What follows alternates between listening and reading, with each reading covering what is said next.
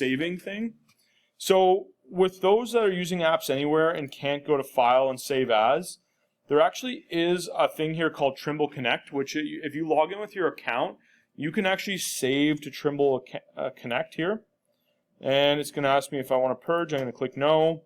And we'll just save this in the cloud, and we can click Create a New Project. Okay. I just go in my project here. We can just save this here. And once we have this saved, if I just go over here, I'm just going to open up this. This is that example. Did I show this example last time of this? Yeah. So we have this example of this other one here. So if I go up here to Trimble Connect, we go to Open from Trimble Connect.